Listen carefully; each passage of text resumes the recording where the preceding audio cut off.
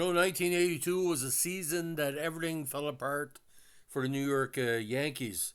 A lot of player changes, a lot of management changes. They had made the playoffs between 76 and 81 five different times, including four World Series appearances, winning two and losing two against three different teams. And in the shortened season of 81, they were still considered the best team in the AL, and he proved it. Now, the 82 New York Yankees season was the 80th for the squad.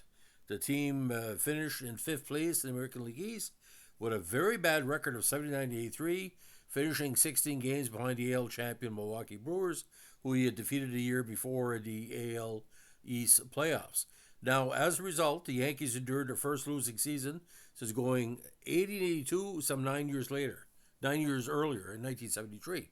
This was the team's final season at the original Yankee Stadium before the 76 renovations. The Yankees were managed by three long warriors with the squad: Gene Michael, Bob Levin, and Clyde King. The Yankees played their home games, of course, at venerable Yankee Stadium.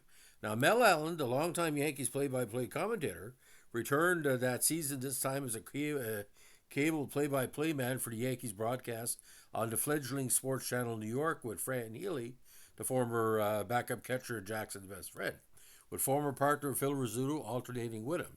He had been a familiar face to many for several years now, since he returned to television in 75 as the voiceover narrator and presenter for the hit and iconic program This Week in Baseball. Now, the offseason was very busy for the Yankees, some mistakes and some bizarre moves. Now, on October 13th, 81, Eric Soderholm was released. And October 22nd, 81, Willie McGee, of all people, was traded by the Yankees to St. Louis Cardinals for Bob Sykes. Now, on November 4th, 81, Brian Ryder, a minor league player, and a player to be named later, was traded by the Yankees to the Reds for Ken Griffey Sr. He was a big factor with the team for years. The Yankees completed the deal by sending Freddie Tolliver to the Reds on December 9th. Now, on November 11th, 81, Aurelio Rodriguez was traded by the Yankees to the Blue Jays for a player to be named later. The Toronto Blue Jays eventually sent Mike Lebo to the Yankees to complete the trade. Now, on February 22nd, 82, Barry Evans was purchased by the Yankees from the Padres. And on March 30th, 82, Andy McGaffigan and Ted Wilburn were traded by the Yankees to the Giants for the have glove will travel Doyle Alexander. Now, ironically, on April 6, 82 was a portent of the season.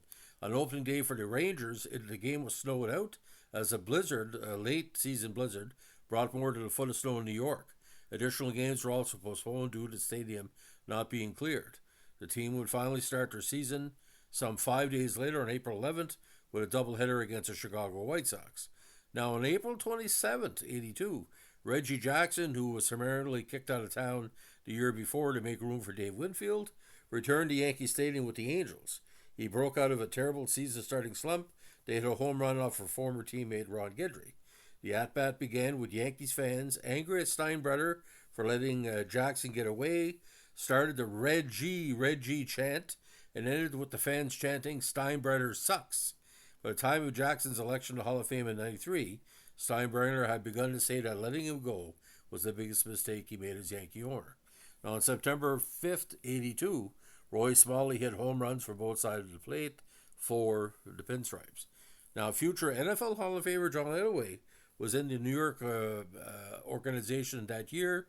He had played for their Oneonta Single A Farm Club in 82.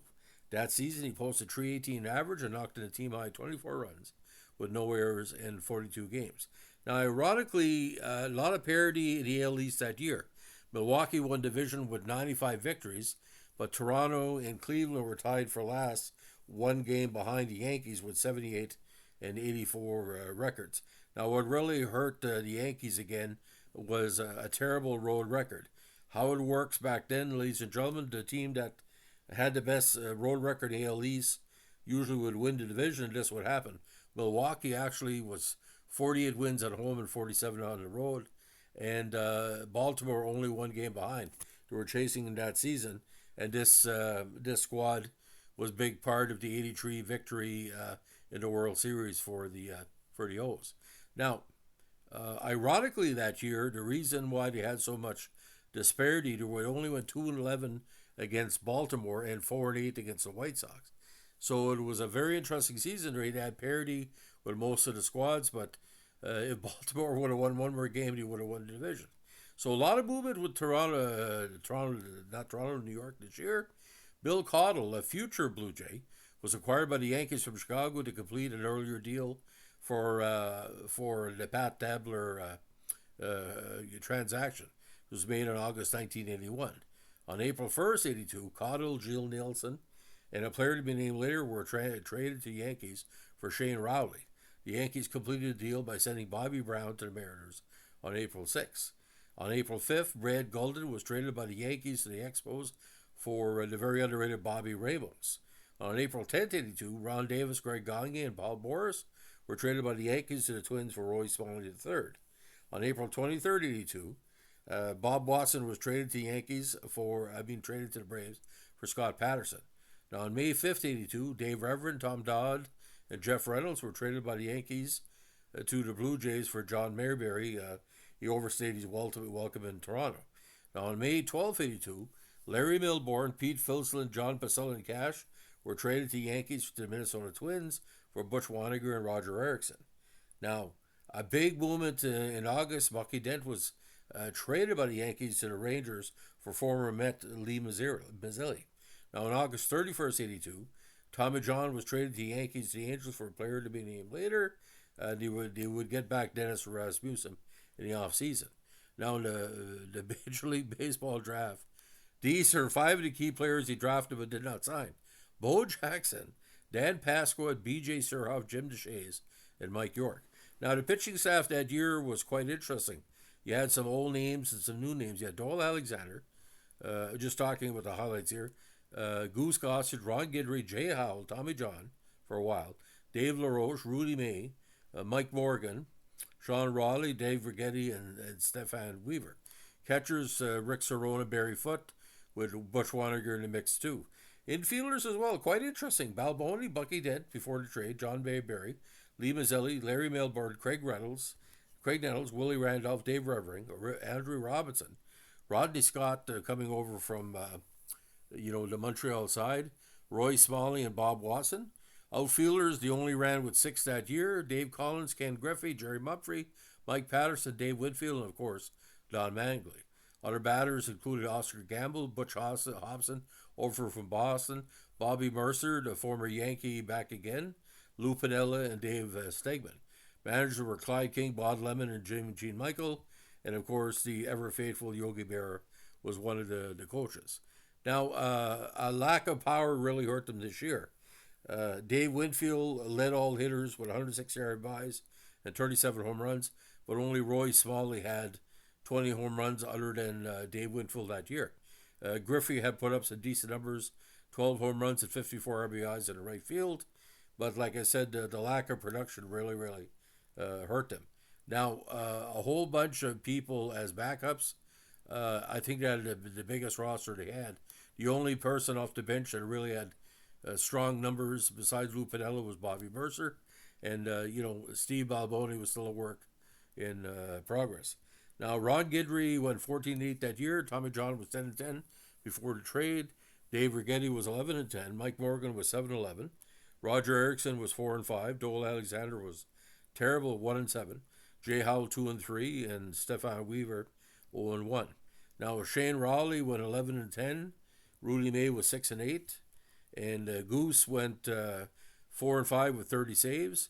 George Frazier led all pitchers with 63 games, and again, inconsistent. Now, Guidry, Gossage, and Dave Winfield did represent the squad at the '82 Major League Baseball All-Star Game. The Golden Gloves went to Guidry and Winfield, with Winfield winning the Silver Slugger. So he went from a 5-member kind of Yankees lineup back in the day with Chambliss and everybody else, but Jackson, and he didn't benefit from sending Reggie over to LA, and because Reggie helped him to a division title, and he had a very consistent season. But I think the '82 Yankees are a sign that when the dynasty ends, here's the end of the cliff, don't fall off, and that's what happened. So, ladies and gentlemen, that's a sad story of the '82 New York Yankees.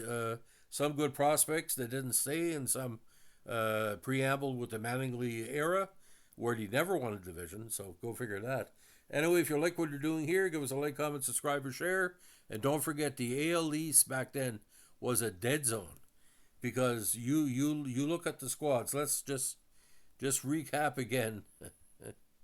Milwaukee Brewers, okay, made the World Series in '82. Baltimore Orioles made the World Series in '83. The Red Sox made the World Series in '86. Tigers made the World Series in '84. The Indians made the World Series in the '90s. And Toronto in '85 was a World Series contender. The only AL East team that didn't do anything for the next decade and a half were the Yankees, and it was a rough go. So if you like what we're doing here, don't forget, requests are always appreciated and always highly considered. But don't forget, you make the channel run, so let me know what you think. I'd really like to hear, because TV ratings for the Yankees that year were through the roof, because with the Sports Channel America, it was just tremendous. And we got a lot of games on the Canadian cable channels as well. Thanks for listening. Bye.